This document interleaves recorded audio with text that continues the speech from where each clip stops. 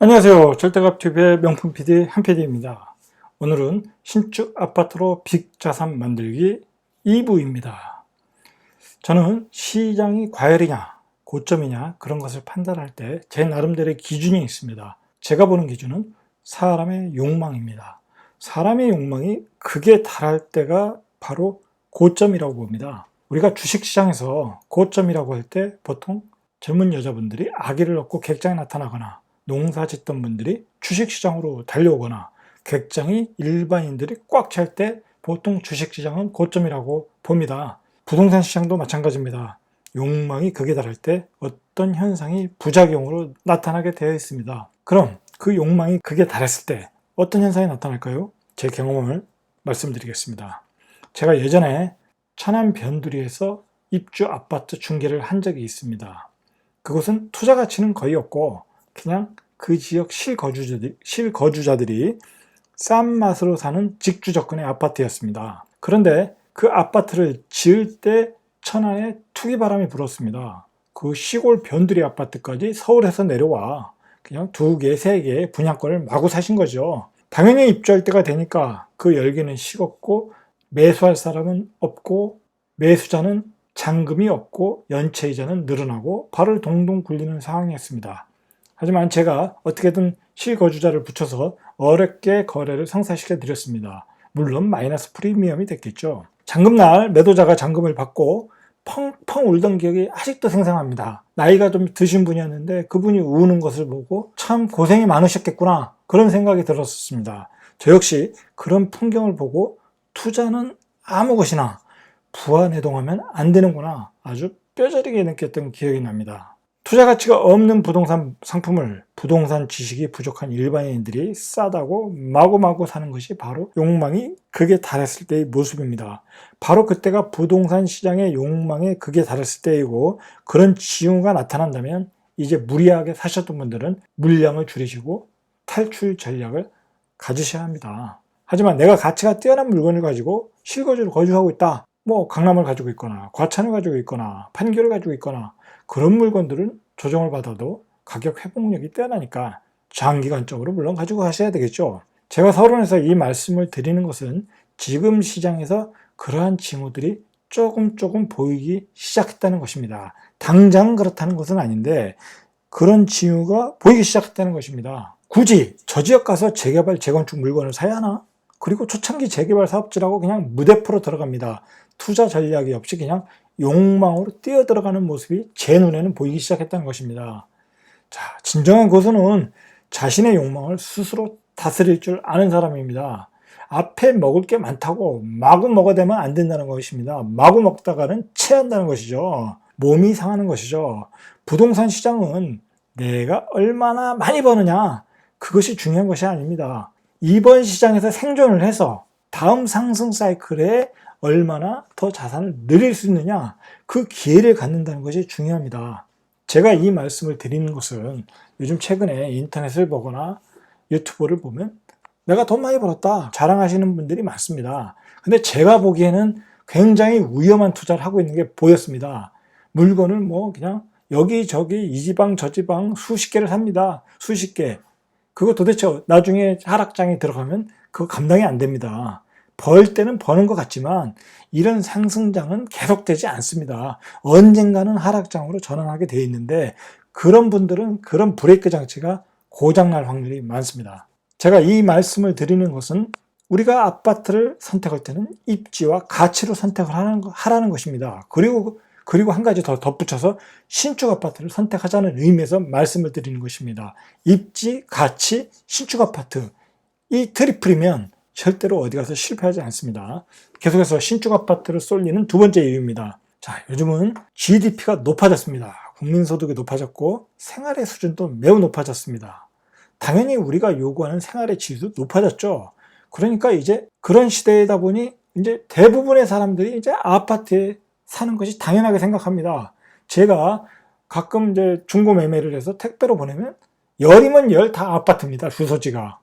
그만큼 아파트는 일반 생활의 주거 형태로 확실하게 자리를 잡았다는 것이죠. 불과 몇 년 전만 해도 아파트에만 살아도 대단한 중산층의 삶이었습니다. 구분이 됐던 거죠. 빌라에 사는 사람과 아파트에 사는 사람 구분이 돼서 서울의 아파트에만 살아도 와 하고 쳐다봤습니다. 그만큼 서울 아파트가 귀했고 아파트에 사는 것 자체가 구축이라고 해도 그 당시 빌라나 단독주택 사는 것에 비해서 매우 편했고 중산층의 전형적인 주거 형태였다는 것이죠. 그러므로 예전에 빌라에 사느냐 아파트에 사느냐에 따라 계층이 분리되어 있던 시대가 있었습니다. 이제는 그렇게 안 되는 거죠. 그런데 이제 오래된 빌라들이 뉴타운에 의해서 전면 개발되었고 빌라들도 없어지고 있습니다. 그 재개발 빌라를 고가에 매도하신 분들, 그 뉴타운에 20년, 30년 오래된 빌라에 사셨던 분들이 바로 대출을 더 받아서 구축 아파트로 상향 이동을 2006년, 2005년, 2000년, 2003년도부터 계속 이동을 하고 있습니다. 전세자금 대출에 대해서 저금리로 정부가 대출을 시작하면서부터 젊은 신혼부부들이 신혼생활을 빌라에 사는 게 아니라 이제 새 아파트에서 시작합니다. 그렇게 되면서 빌라에 살던 분이 아파트로 이사 오시고 새로운 신혼부부들도 아파트로 오시고 그러면서 이런 주거 형태의 이동은 결국은 최근에 신축의 열풍까지 만들어낸 원인이라고 보면 됩니다. 밑바닥이라고 보시면 되는 거죠. 그리고 앞으로 생활 수준과 소득 수준의 향상, 양극화에 따라 서울 내에서도 구축 아파트에 사느냐 또는 핵심 입지 신축 아파트에 사느냐 다시 계층이 분리될 수 있다는 것이죠. 이게 아주 중요한 포인트입니다. 자, 결론을 내리겠습니다. 두 번째 결론을 내리겠습니다. 자, 앞으로 다음 상승에서는 핵심 입지의 신축 아파트에 사시는 분들은 이제 하나의 고소득군 계층을 이룰 것이고 그 주변도 학군이 좋아지겠죠. 자, 그런 것이 또 소문이 날 것입니다. 그러면 구축 아파트와 핵심 입지의 신축 아파트는 또 가격 격차가 벌어질 것입니다. 강남과 강북이 벌어졌듯이 구축 아파트와 핵심 입지 신축 아파트는 또 벌어질 것입니다.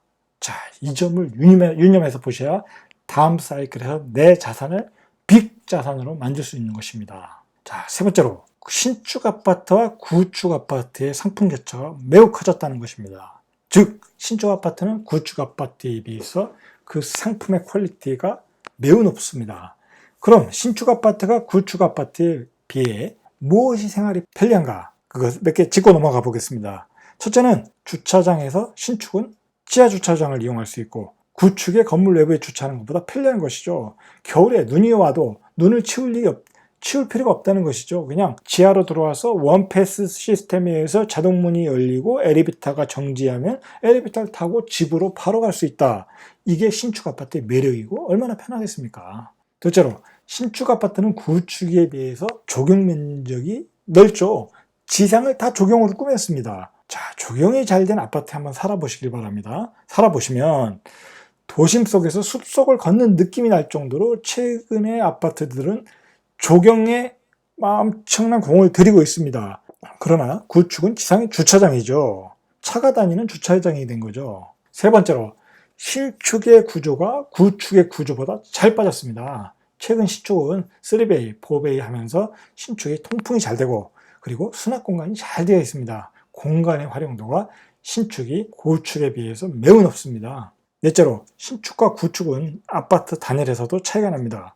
최근에 건설하는 신축은 건축법이 강화돼서 단열재 재료와 두께가 과거의 것과는 다릅니다. 그리고 한번 신축에 살아보면 겨울에는 경우에 따라서 남양집이라면 난방을 안 틀고 살아도 될 정도로 난방 단열이 아주 뛰어납니다. 자연히 난방비도 아낄 수 있는 거죠. 다섯 번째로 최근에 짓는 신축은 지상에 아예 차량을 못 다니게 합니다.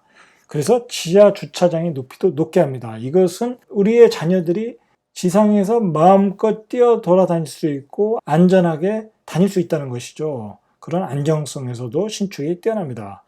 자, 그리고 무엇보다도 신축 아파트는 하이 퀄리티의 커뮤니티 시설이 있습니다. 골프 연습장, 헬스장, 도서관, 단지 내 유치원, 심지어 사우나장, 어떤 경우에는 수영장까지 있는 경우가 있습니다. LOT 시스템을 적용해서 다 자동화한다는 것이죠. 그것이 바로 신축 아파트의 강점이고 또한 최근에 가장 중요한 보안 기능, 안전을 위한 보안 기능이 매우 강하다는 것입니다. 요즘 세상이 너무 험악하지 않습니까? 한 가지 더 추가를 하면 신규 택지에 있는 신축 아파트.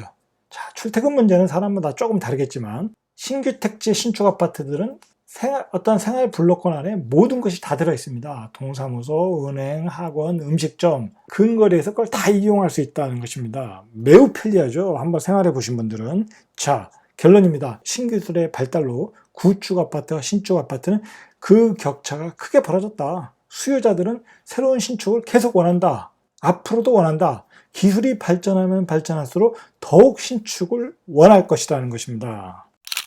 자, 신축이 대세인 이유 네 번째입니다. 기존 구축 아파트 노후도가 상당히 높아졌고 그 교체 수요가 크게 급증하기 시작했다입니다. 즉 슈퍼사이클이 도래하기 시작했다입니다.